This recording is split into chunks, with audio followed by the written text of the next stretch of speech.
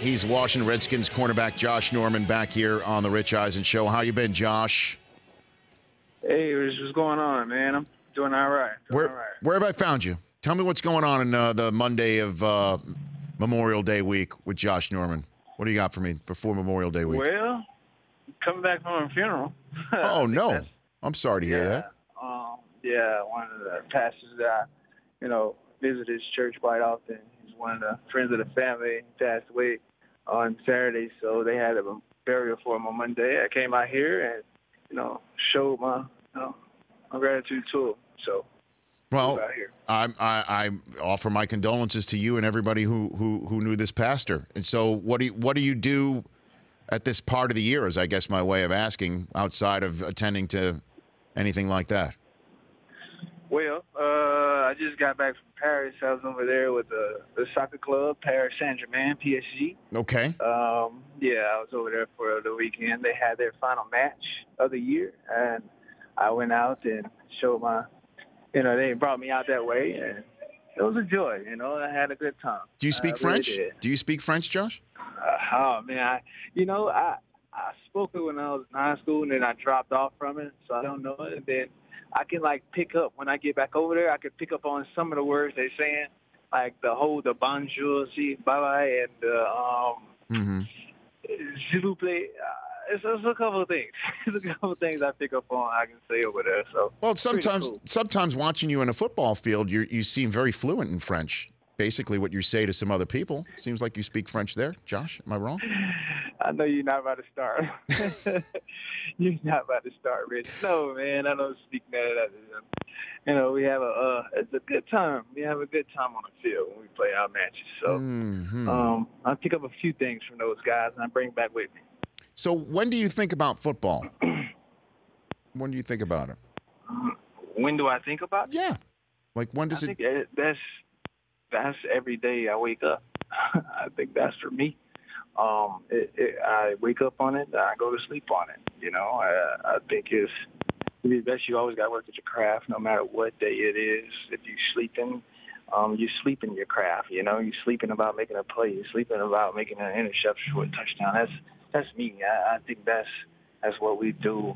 I think it's become a part of us. It always has been. I think it's just been growing exponentially, and being over there, learning a couple tricks of the trade about them, because their feet work, oh my God, it's just something like out of a maze or something. It's like a matrix how they work their feet. And so if I can take a little tips from them and bring it back over here and use it in my game, so be it. I think I'm always trying to elevate myself in something, shape, form, and fashion, and I think this is a part of it.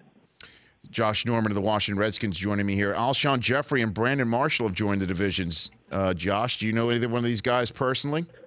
Absolutely, man. We welcome that competition. We welcome that with the utmost respect, because those guys, they can change the game at any given moment. So I'm enjoying it. I really am. I'm looking forward to it.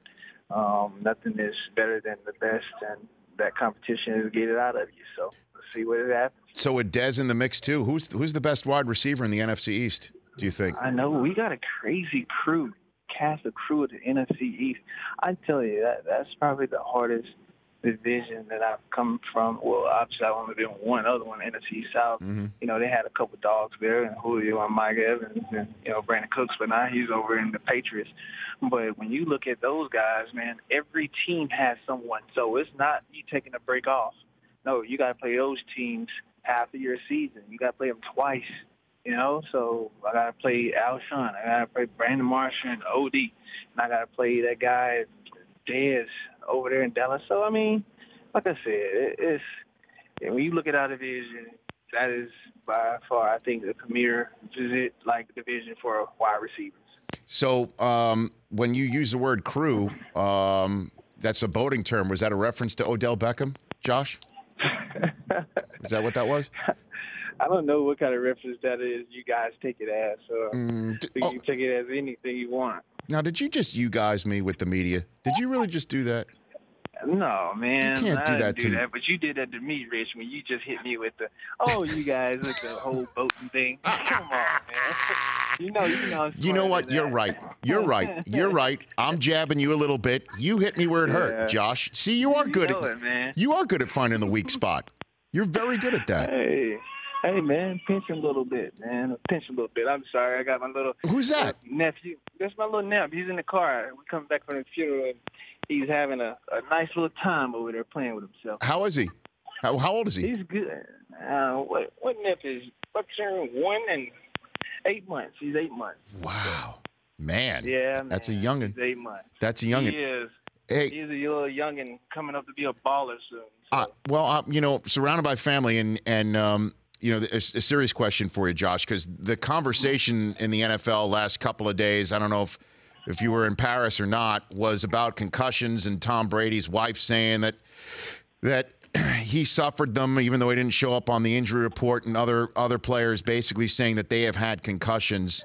What is the conversation amongst players when it comes to concussions and reporting them when they feel that they've suffered them and it hasn't really been diagnosed, and the culture change that's required? What do you and your colleagues say about this, Josh? Well, I think it's just something that, we go through. It's definitely something we go through, and I feel like it's for real. It's definitely for real. It's something that I feel everyone has to look at and take it in all consideration. Like, it's serious, But you can only imagine what the people who had to go through before all this technology, the people of the old time, like the 70s and 60s, and you even think about the 80s, 90s, they had concussions. I'm pretty sure that was much more severe. These are just being reported, Mm-hmm. So this is serious, and I think this is something that they need to take a look into. But at the end of the day, it's our profession. It's that what we go through. It's nothing that we can avoid because of, the violence that the sport brings. I don't think it's nothing that we can avoid unless we start getting better technology in the helmet committee or however that plays out. But this is nothing that's unavoidable. When you're looking at another guy and you running straight at them, and in a split second, that decision is being made. You can't hold off. You got to go forward. And it's being coached. So it's a lot of things that go into place with that. And I don't just point fingers like this place or that place. It's a lot of things you got to look at, and that's one of the things I think. Mm. Well, because that's tough. That's a tough deal. I know we had concussions. It seems like once a year or something it comes out to be, but they are serious, and they can set you back. For sure. No, I mean, in that regard, what would it be just in general in a locker room if one of the guys self-reports during a game and takes himself out because he thinks he's gotten a concussion and there's 5 minutes left on the clock in an important game, if not a playoff game? Would that be fine in a locker room with everybody after a game? I mean, that's absolutely. I mean, that's your body. It's your health. Rich, let's think about this. Mm-hmm. We playing football for 10, 12 years if you're lucky. If you're lucky. God's grace, 15. I mean, come on, let's be honest with ourselves. That's a portion of our life that's a blink in the eye. You want to live for the rest of your life and live till you turn 80. I mean, shoot, those 15 years ain't going to matter, but you want to be healthy within those 15 years so you can live to be 80.